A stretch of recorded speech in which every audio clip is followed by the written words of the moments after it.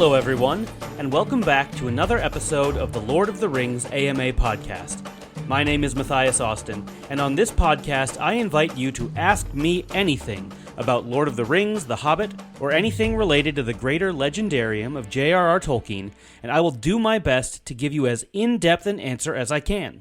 And if you want to submit a question, you can email me at lotramapod@gmail.com. And just a reminder that even if you don't think your question merits a lot of in-depth answering, if I get a lot of sort of smaller questions, I'm going to put them together as a mailbag episode. So send in anything you have to lotramapod@gmail.com, just like this week's question asker, Lydia from San Diego. Lydia asks, what took Aragorn so long to be king? In the movies, it depicts him as reluctant, but in the books, as you mentioned previously, he's stoked to be king. Thank you, Lydia, for that question. I think the way that I want to approach this is by first looking at his ancestry to determine why he, as the heir of Isildur, the rightful heir to the throne as we see in Lord of the Rings, why wasn't he already the king? Then we're going to talk about what he was doing in his own life, in the life of Aragorn, prior to the start of the Lord of the Rings that might have caused him to have this delay in becoming king. And then I'm going to finish up by just briefly talking about the differences between book Aragorn and movie Aragorn. I'd also like to warn everybody in advance. This is going to be the type of episode with a lot of names and dates. So I'm going to be putting links in the show notes for timelines and genealogies that you can reference as we go along to kind of keep track of things.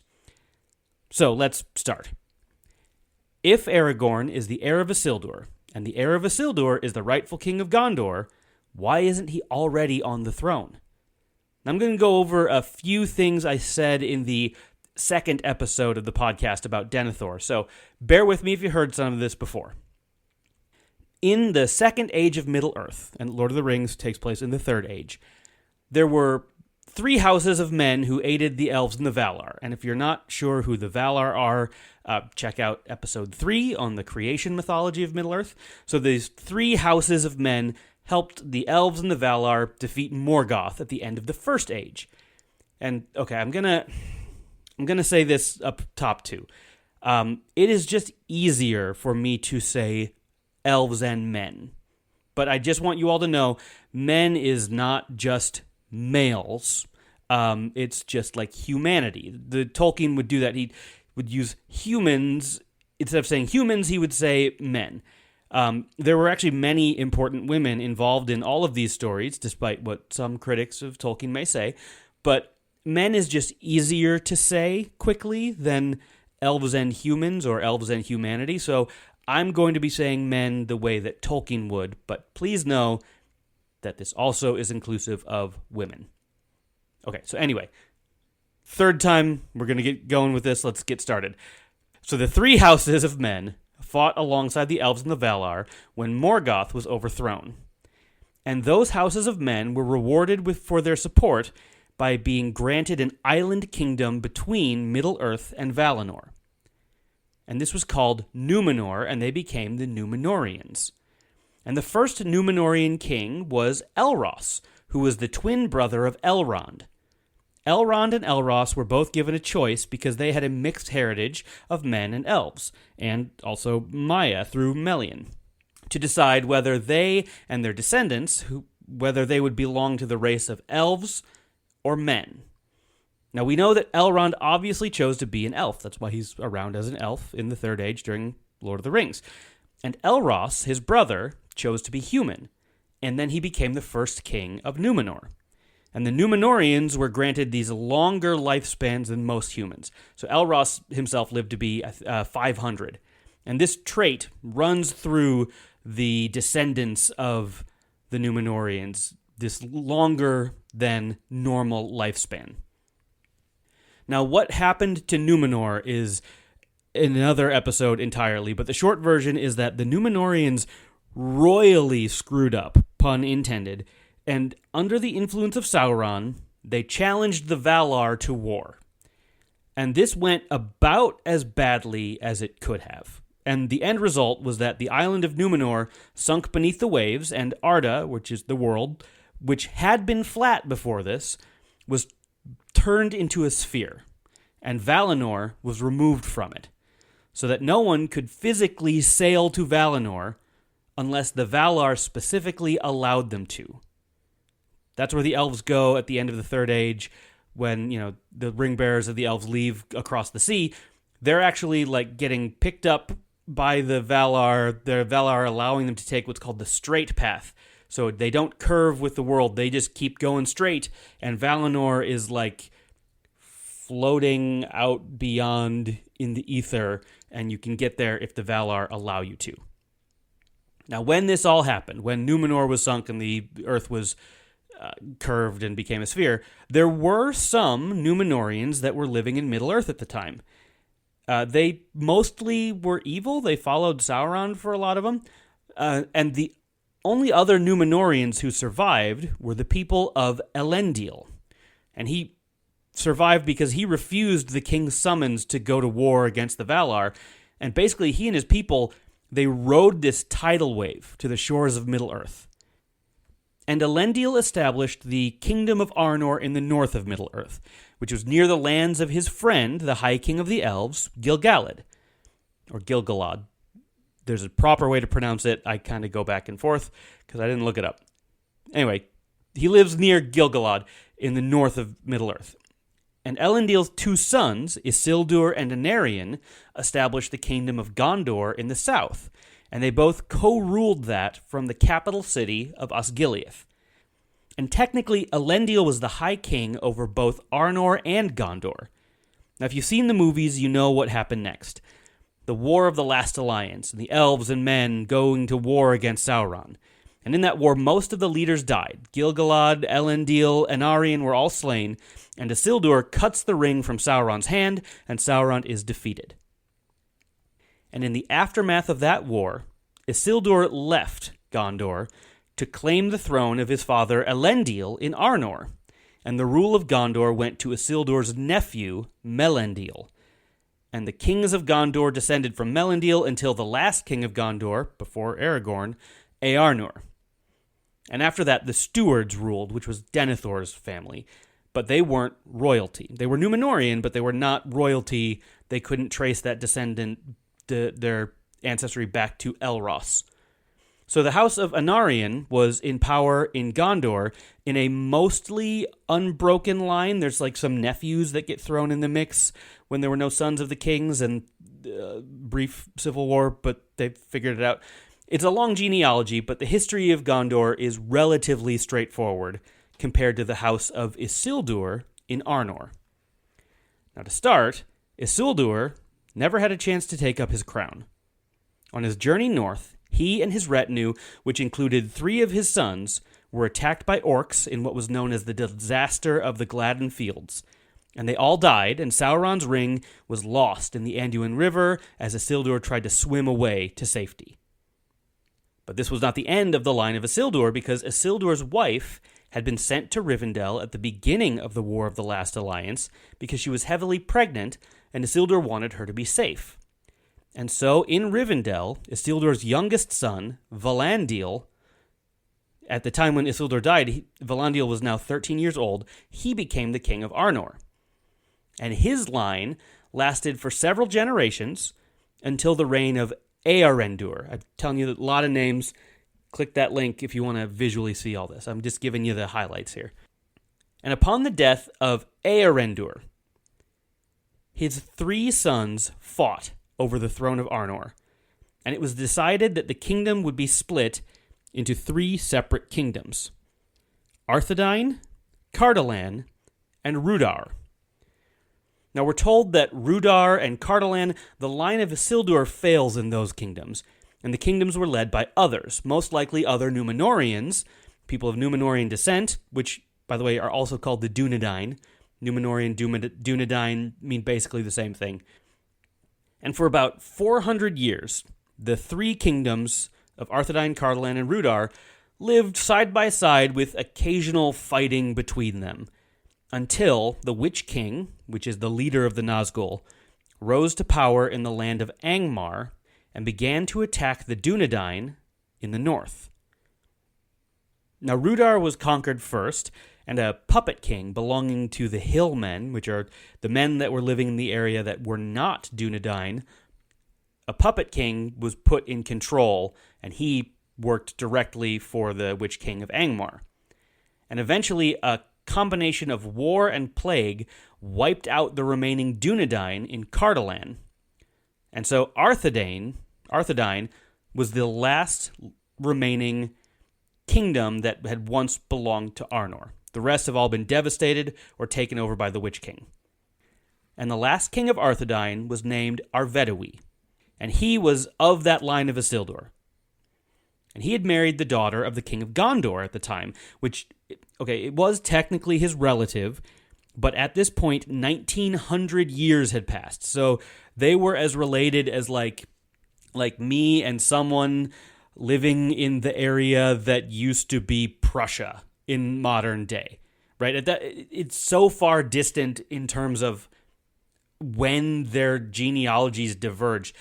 It's cousins to the 77th degree or something crazy. So basically they're not related, but they're technically related, but not in a gross way. At this point, it doesn't even factor in. So the king of Gondor, Andoher, he dies in battle, and with him die both of his sons. And seeing that the kingdom of Arnor was reduced to a third of its size and enemies were closing in, Arvedui attempted to claim the throne of Gondor. In Appendix A of The Lord of the Rings, we're told this, and I'm going to read out a passage here. It says, "On the death of Andoher and his sons, Arvedui of the North Kingdom claimed the crown of Gondor as the direct descendant of Isildur and as husband of Firiel, the only surviving child of Andoher. The claim was rejected. In this, Pelendur, the steward of King Andoher, played the chief part. The Council of Gondor answered, 'The crown and royalty of Gondor belongs solely to the heirs of Melendil, son of Anarion, to whom Isildur relinquished this realm. In Gondor, this heritage is reckoned through sons only, and we have not heard that the law is otherwise in Arnor.' Now, to this Arvedui replied, 'Elendil had 2 sons, of whom Isildur was the elder and the heir of his father. We have heard that the name of Elendil stands to this day at the head of the line of the kings of Gondor, since he was accounted the high king of all the lands of the Dúnedain. While Elendil still lived, the conjoint rule in the south was committed to his sons. But when Elendil fell, Isildur departed to take up the high kingship of his father, and committed the rule of the south in like manner to the son of his brother. He did not relinquish his royalty in Gondor, nor intend that the realm of Elendil should be divided forever. Moreover, in Númenor of old, the scepter descended to the eldest child of the king, whether man or woman. It is true that the law has not been observed in the lands of exile ever troubled by war, but such was the law of our people to which we now refer, seeing that the sons of Andoher died childless.' And to this Gondor made no answer." So they just leave him on red.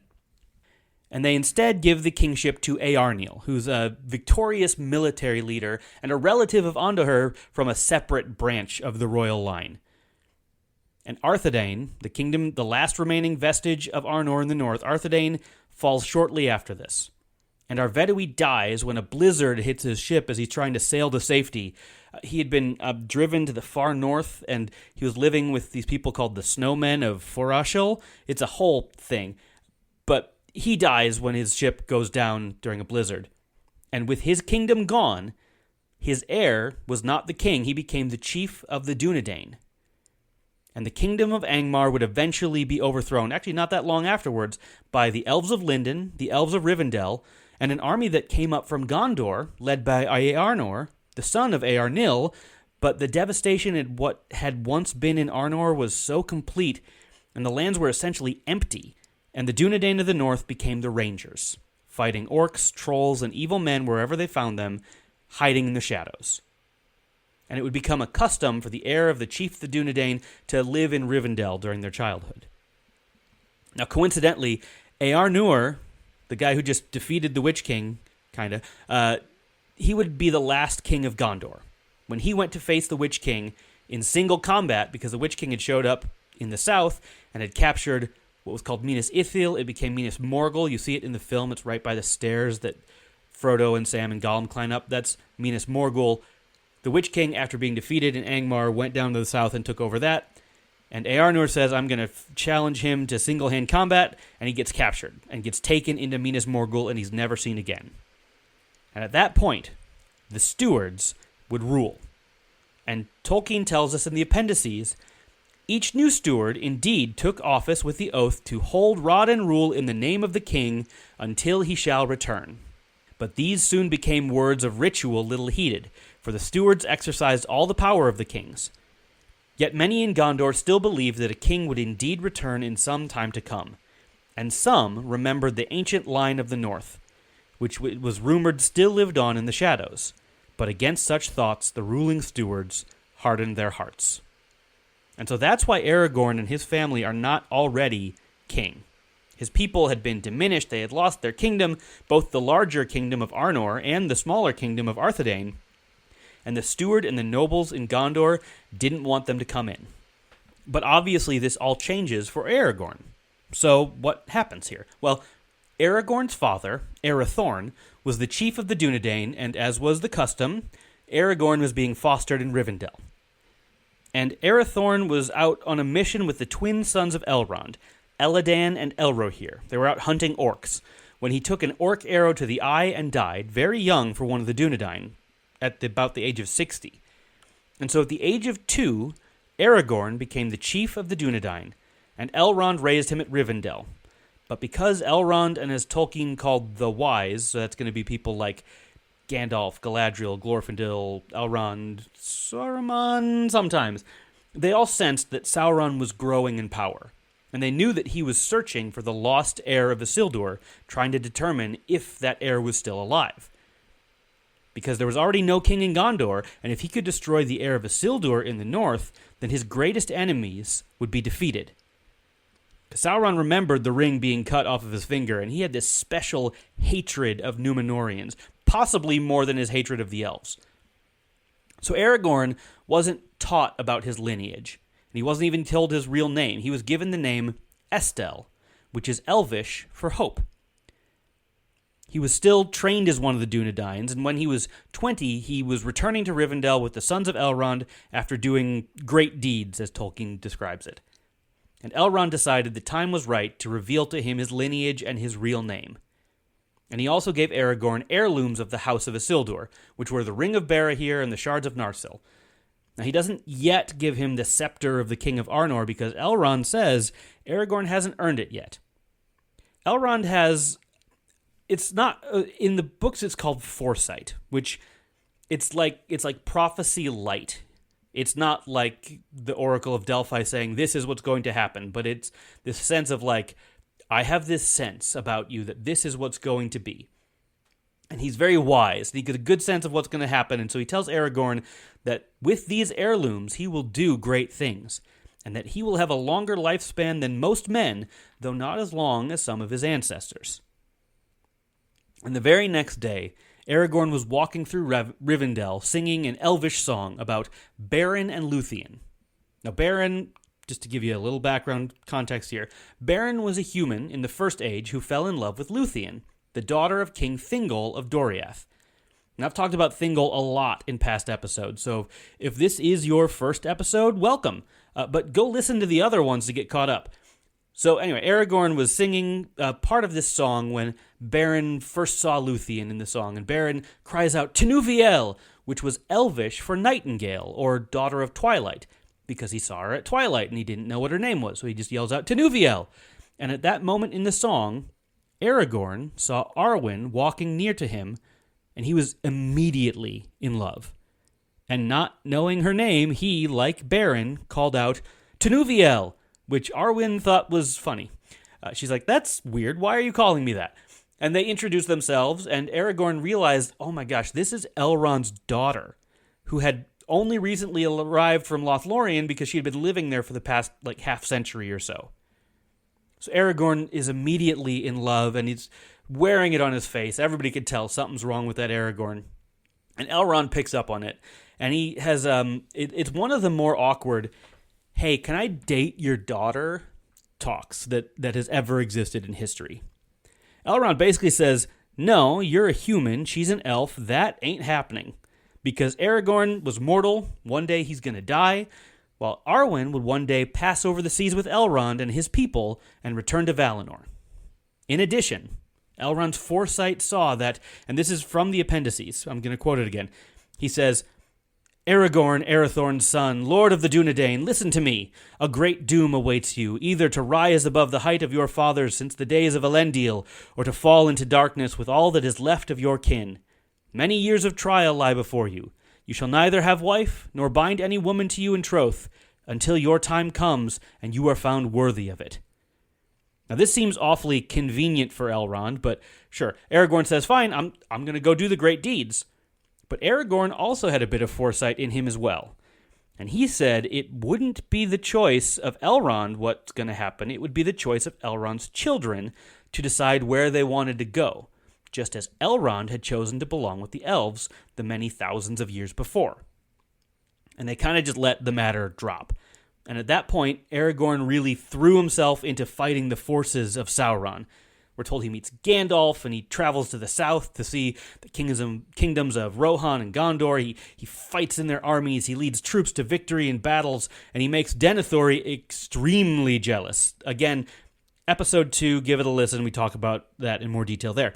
But afterwards, we're told that he goes far into the east and the deep south, beyond the edges of the map that we even see in Lord of the Rings.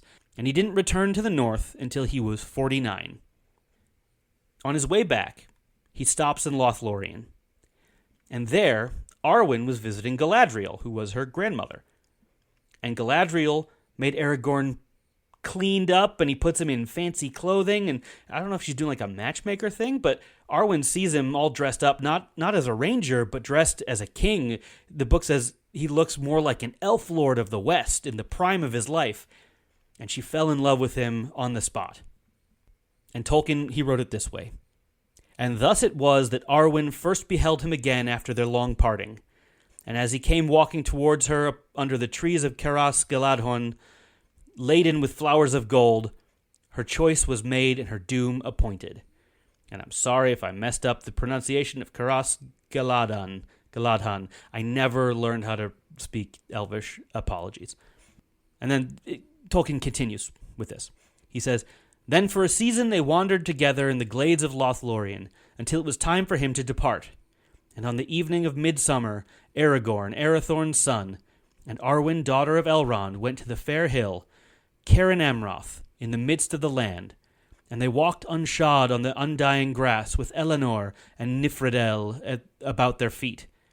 And there upon that hill they looked east to the shadow, and west to the twilight, and they plighted their troth, and were glad.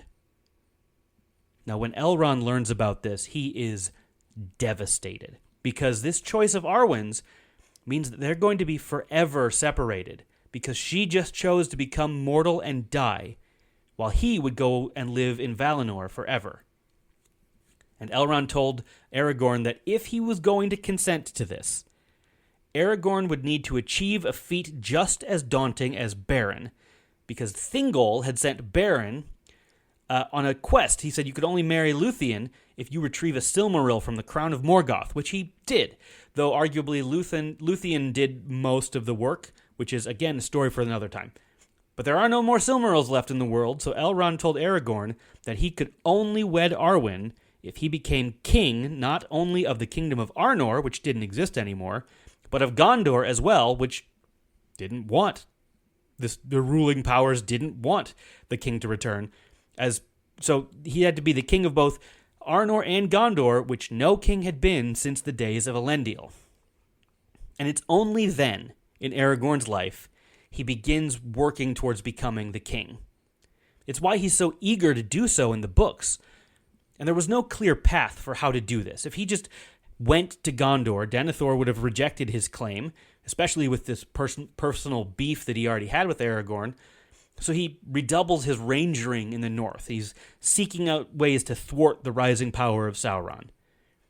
It's after this point that Gandalf sends him out to try to track down Gollum, a task that takes nearly a decade, I think. It's only the convergence of events with Frodo in the ring that finally gets him returning to Gondor. And honestly, if Denethor hadn't self-immolated, he might not have been able to return to Gondor and reclaim the throne. Denethor may have just blocked the whole thing. So why did it take him so long to become king? Well, because the line of Isildur lost power and authority, and Aragorn didn't have a desire to become king for more than half his life up to that point. It was only after it became a prerequisite to marrying Arwen that he even wanted it, and there were no prior opportunities to attempt it. Now, I want to end by comparing movie and book Aragorn's motivations. In the movies, it's very clear that Aragorn is reluctant to become the king. His only motivation is to try to help Frodo, until the moment of Boromir's death, which is when he decides, I'm going to go to Gondor. In the books, it's very clear. His plan is he's going to go to Gondor. The only thing that's holding him back is that he's torn about whether he should go with Frodo or not, because Gandalf, when he falls in Moria, Aragorn becomes the leader. But Aragorn's plan in the books was always, I'll go with you guys until Gandalf takes Frodo off that way, and me and Boromir were going to go to Gondor. So when Frodo and Sam take off on their own, he's almost relieved that he can go after Merry and Pippin in the books and their path, because it's heading back in the direction of Gondor. Now, I think the reason for this being so different in the books and the movies is because it's just too difficult to fit all of that background for his motivations in the film. I mean, look at how long it has taken me to get all of those details of Aragorn's lineage and him meeting Arwen and their history. Tolkien couldn't even fit it in the main story. Pretty much everything I told you came from Appendix A of The Return of the King. And these movies, they're already long, so Peter Jackson, Fran Walsh, and Philippa Boyens needed to give us something else for his motivation, something we could easily latch onto and place on one of our heroes of the story. And the reluctant king is a common trope throughout literature and film. And it kind of makes Aragorn more of an everyman. Now, I love Book Aragorn. I think he's a masterful depiction of non-toxic masculinity. He's strong and emotional. He cares for people. He cries with his friends. He's tender, but he's never like macho or aggressive. He defends those who need defending, right? He's just a great guy. He's like the whole package. But the fantasy trope, which, to be fair, Aragorn sort of started, of the lost king restoring his bloodline, can at times be a bit at odds with our 21st century sensibilities. It's a throwback to the divine right of kings that actively works against egalitarianism and democracy. Now granted, it's still the case in the movies, but by showing him reluctant versus the gung-ho, this is my right as heir of Isildur, it softens that a little bit. And I think both have their merits. I think Book Aragorn is perfect for the books. And I think Viggo Mortensen's depiction is perfect for the movies. Different types of media require different approaches sometimes, and both can be good. So there you go, Lydia. I hope that answered your question. And if you, like Lydia, would like to submit a question, you can email it to lotramapod@gmail.com, and I'll do my best to answer it. And if you've been enjoying this show, could you do me just a huge favor? Just scroll down a little bit on your phone and leave me a 5-star rating and review.